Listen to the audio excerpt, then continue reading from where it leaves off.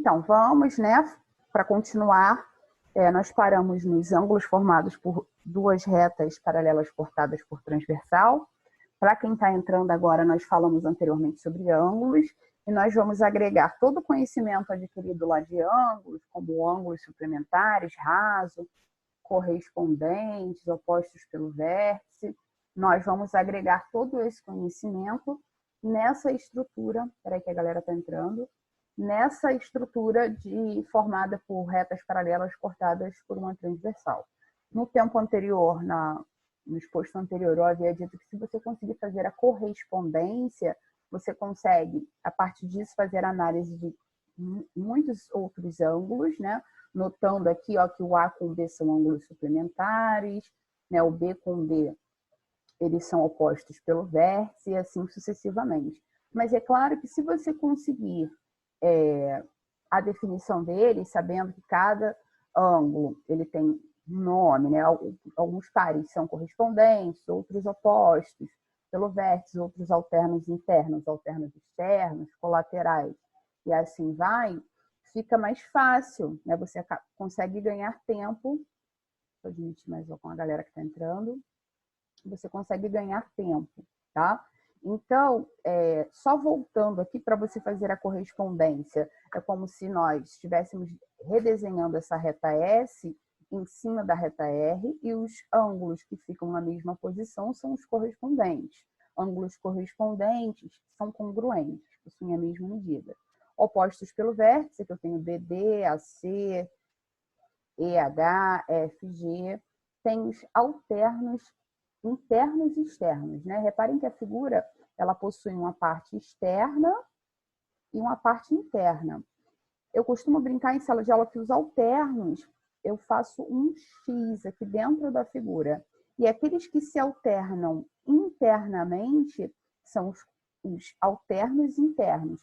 Faz um X maior, ó, traça aqui e aqui. Os que se alternam externamente são os alternos externos.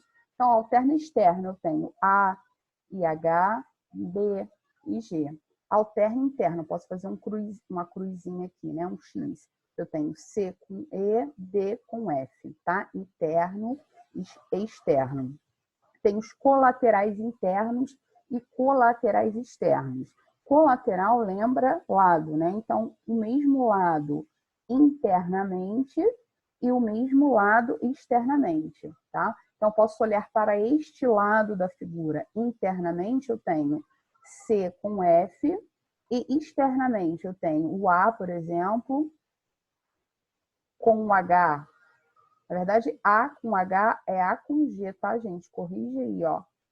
A com G, eles são do mesmo lado externamente. Aqui não é H. A com H são alternos externos. Aqui tá errado, tá? Corrige aí, por gentileza. Então, nós temos opostos pelo vértice, correspondentes, alternos, tanto internos quanto externos, e os colaterais, que lembram lado, a palavra, né? Internamente ou externamente.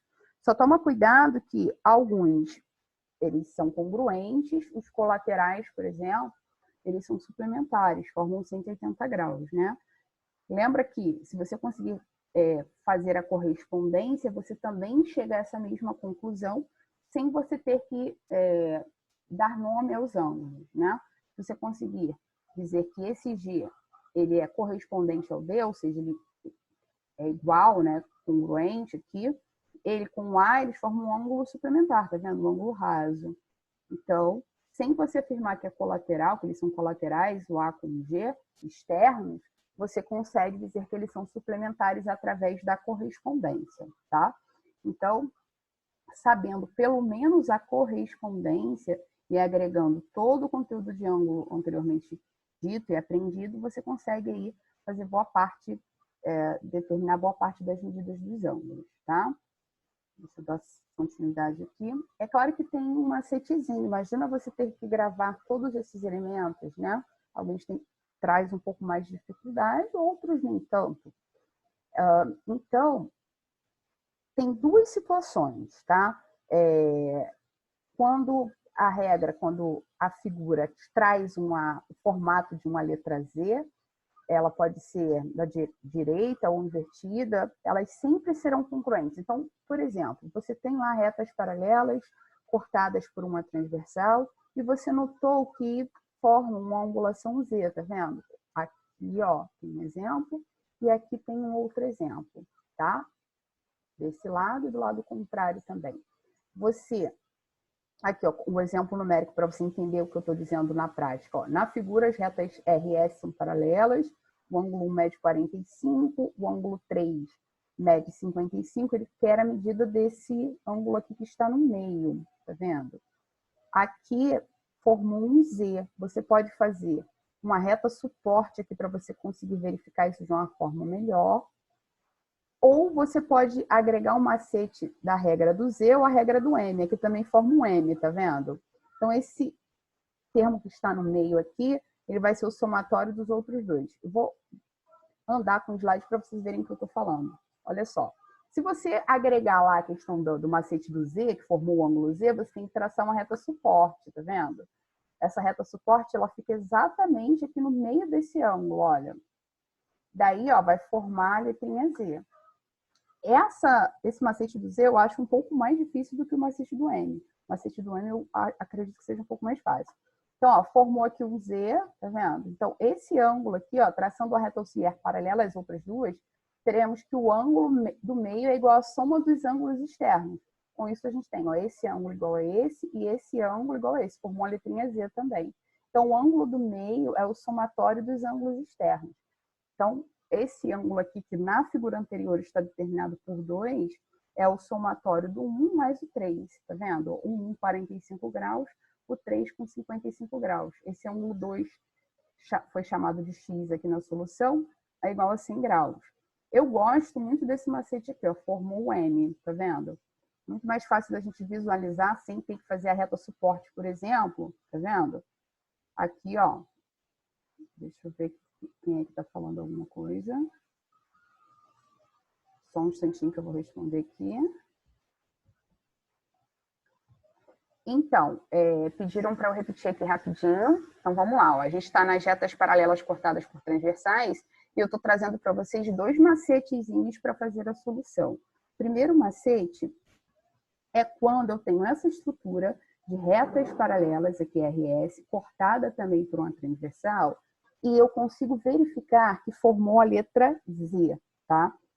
Na verdade, aqui, ó, tem uma questão para que a gente consiga aplicar esse macete, tá? Na figura, as retas RS são paralelas, tá dizendo para mim que o ângulo 1 mede 45 e o ângulo 3 mede 55.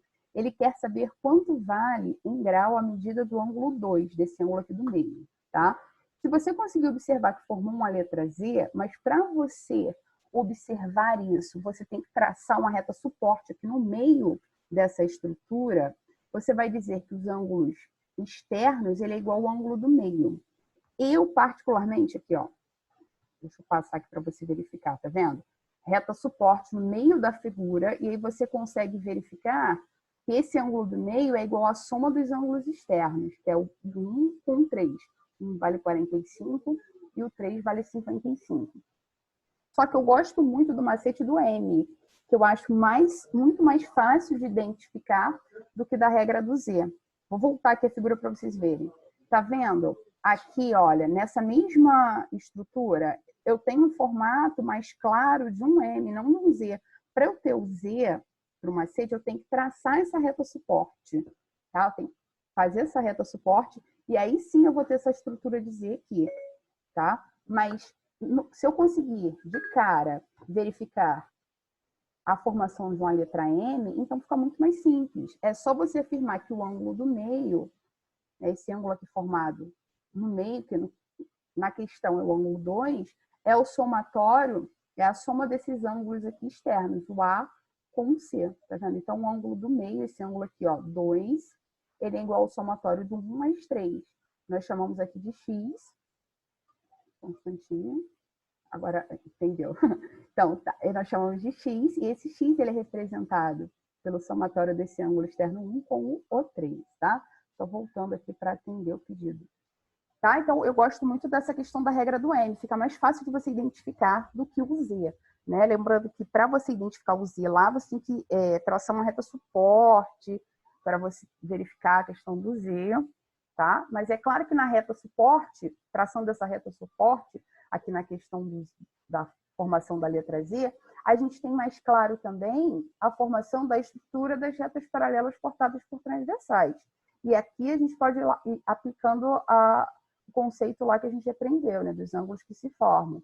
Então, a gente também chega à conclusão de que eles são iguais, né? Então, daí cada um tem uma forma de fazer. Eu prefiro essa do M quando eu tenho essa estrutura, tá? Vamos falar também de um outro macete com relação a ângulos.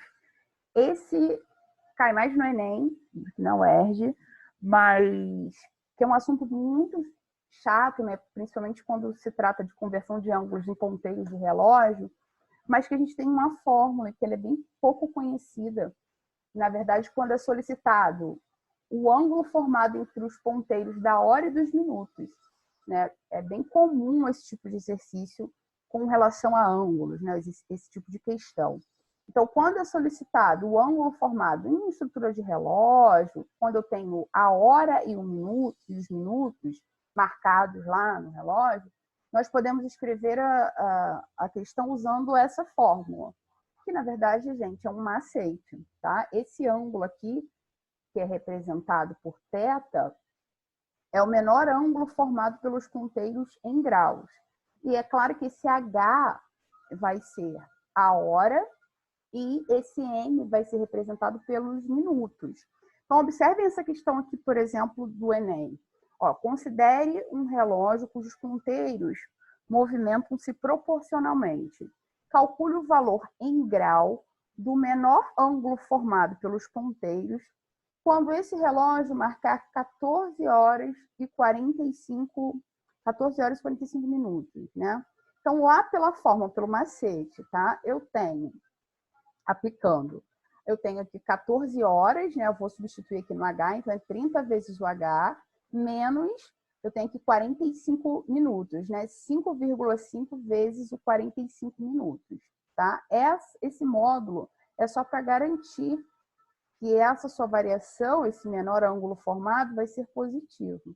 E aí você tem lá a resposta de 172,5 graus. Qual é a dica?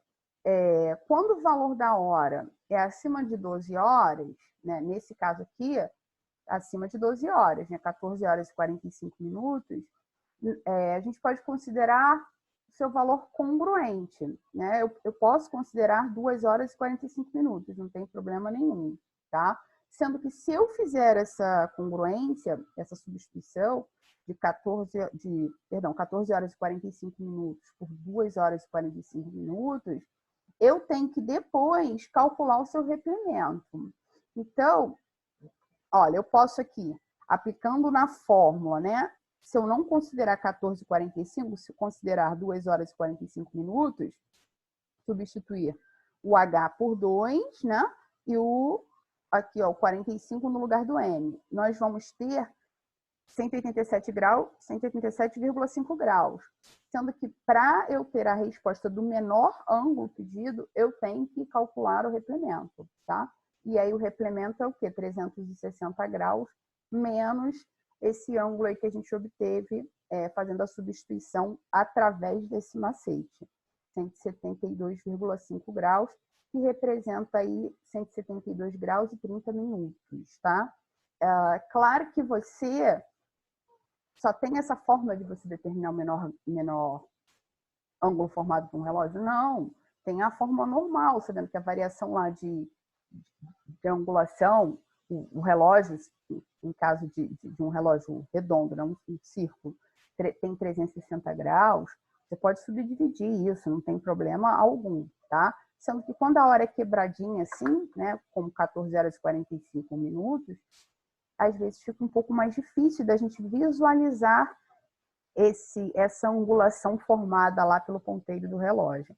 Então, é legal que você anote essa questão desse macete, essa fórmula, que é representada aí por um ângulo θ, mas que você pode representar por qualquer outro, tá? E esse ângulo, ele representa o menor ângulo formado pelos ponteiros do relógio, tá? Então, vamos seguindo aqui. Anota aí que essa dica é importante. Vai falar um pouquinho também de alguns polígonos, né? E a gente começa, é claro, com um triângulo. Esse polígono que tem 3 lados, consequentemente tem 3 vértices e 3 ângulos internos, ele tem a classificação com relação aos ângulos e com relação aos lados, né? Aqui eu tenho só a classificação com relação aos lados, né? Eu tenho aqui o equilátero, isósceles e o escaleno, perdão. Lembra que o equilátero ele tem 3 lados de mesma medida, o isósceles 2 lados de mesma medida e o escaleno 3 lados com medidas diferentes. A classificação do polígono dos triângulos quanto aos ângulos são acutângulo, que não está aqui no slide, mas eu vou falar para vocês, acutângulo, retângulo e obtusângulo. O acutângulo, só para a gente lembrar, possui 3 ângulos agudos, né? O retângulo possui 2 agudos e um reto, e o obtusângulo possui 2 ângulos agudos e um ângulo obtuso. Essa mesma nomenclatura, agudo, obtuso, vem lá da classificação dos ângulos, né? Agudo, obtuso e reto, segue o mesmo padrão. E é claro que, quanto à classificação dos lados, isósceles aqui, eu tenho 2 lados e os ângulos da base de mesma medida, tá? O escaleno aqui, tudo diferente, né? E voltando aqui o equilátero, ó, todas as medidas dos lados dos ângulos são iguais a 60 graus, né? Todos.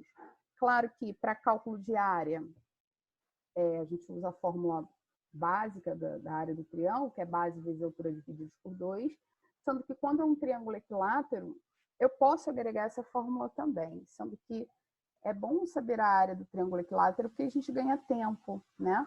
Que é a medida do lado ao quadrado vezes raiz de 3 sobre 4. E eu também posso calcular a altura do triângulo equilátero. Reparem que aqui, ó, eu tenho a altura, né? Forma que um ângulo de 90 graus é a medida do lado, raiz de 3 sobre 2. Com isso, eu posso descobrir aí. Deixa eu aceitar aqui uma pessoa, gente, que está entrando, que eu não admiti. Pronto. Com isso, eu posso determinar aí o lado, determinar a altura, enfim, outros vários componentes com relação ao triângulo equilátero, tá? Temos aí também os triângulos retângulos, né, classificados, que eu tenho um ângulo reto, possui um ângulo de 90 graus, né, classificado como reto. Desse triângulo, que a gente chama de retângulo, a gente tira o famoso teorema de Pitágoras, né, que é a hipotenusa ao quadrado, lembra? A hipotenusa sempre oposta ao ângulo reto, é igual à soma dos catetos ao quadrado, b ao quadrado mais c ao quadrado. A área também, mesma, base vezes altura divididos por 2. E eu tenho as relações métricas no triângulo retângulo. Essas relações métricas, elas derivam dessa fórmula de Pitágoras, teorema de Pitágoras, né? E eu tenho aqui o mesmo triângulo, tá, galera? É o mesmo triângulo. Hipotenusa, cateto e cateto. Aqui eu tenho a altura, né? Entre alguns elementos. O MN são as projeções dos catetos sobre a hipotenusa. Como se aqui houvesse um Sol, e esse Sol projetasse uma sombra sobre esses catetos B e C, e essa sombra, essa projeção é o M e o N, tá? Não significa que eles tenham a mesma medida, são projeções. Então, o M e o N, eles não têm a mesma medida dos catetos. Então, para que a gente calcule e conheça mais ainda os elementos do triângulo retângulo, dos triângulos retângulos, tem essas formas. Algumas delas estão aqui, tá? Uma delas é a altura ao quadrado, é igual à multiplicação das projeções, né? Que é o M vezes N. Isso permite que a gente encontre a altura, né? Ou a projeção. O somatório das projeções, aqui o M mais o N, é igual à hipotenusa também, tá? Eu tenho A vezes H igual a B vezes C também, permite eu encontrar a hipotenusa, os catetos e a altura. Eu tenho o cateto C ao quadrado é igual a A vezes N, aqui ó, é A vezes N. A vezes N, aqui tem um Nzinho a mais. Eu tenho que B ao quadrado é igual a vezes N. Então, permite eu encontrar o elemento B, o cateto B, a projeção N e a hipotenusa. Aqui eu consigo encontrar o cateto C, a projeção M e a hipotenusa também, tá? Além disso, eu tenho as relações trigonométricas também extraídas desse triângulo que a gente diz de triângulo retângulo, né? Eu tenho seno, cosseno e a tangente que vai depender lá do posicionamento do meu ângulo. Né? Lembra que o seno, nesse caso aqui representado por alfa, é igual à medida do cateto oposto ao ângulo alfa sobre a hipotenusa. Aqui a hipotenusa está representada por H, tá? Mas é claro que você pode representar por A como normalmente a gente representa. O cosseno desse ângulo é a medida do cateto adjacente sobre a hipotenusa. É muito importante que você saiba identificar cateto oposto, cateto adjacente, hipotenusa. Cateto oposto depende do posicionamento do ângulo. O ângulo está aqui, o oposto a ele é esse. Adjacente é o que está ao lado, né? Eu tenho duas situações aqui ao lado do ângulo alfa, esse cara aqui e esse cara aqui. Mas é claro que esse elemento é a hipotenusa, oposto ao ângulo reto. Então, tem cosseno de alfa, medida do cateto adjacente sobre a hipotenusa, e a tangente é a medida do cateto oposto sobre a medida do cateto adjacente, tá? Então, temos muitas informações com relação aos triângulos retângulos, relações métricas, teoremas de Pitágoras e também as relações trigonométricas, beleza? Além, triângulo é um estudo bastante extenso, além da classificação quanto os lados, classificação quanto os ângulos, e ainda, quando eu tenho aqui a circunferência inscrita, né, dentro do triângulo, uma circunferência circunscrita, ou seja, o triângulo, aqui eu tenho a circunferência dentro do triângulo, e aqui eu tenho um triângulo e a circunferência circunscrita ao triângulo, né? E aí tem outras situações que definem essa circunferência inscrita ou circunscrita, que é o apótema, né? Lembra lá que o apótema é o segmento de reta que une o circuncentro ao ponto médio de um lado. O raio da circunferência inscrita, quando eu tenho a circunferência inscrita, né? Ele é igual ao apótema, tá? Aqui, ó, o raio da circunferência inscrita é igual ao apótema, tá vendo? E como é que a gente calcula o apótema? Por uma fórmula. Cuidado que as fórmulas, elas são muito próximas com relação, tá vendo? A área do triângulo equilátero, por exemplo, a altura do triângulo equilátero. Tem que tomar cuidado, tá? Esse apótema aqui, a gente consegue determinar o lado também de uma circunferência inscrita, é L, que representa o lado, raiz de 3 sobre 6. E o raio a gente pode calcular por L raiz de 3 sobre 3. São muito próximas as fórmulas, então tem que tomar cuidado. Tá, beleza?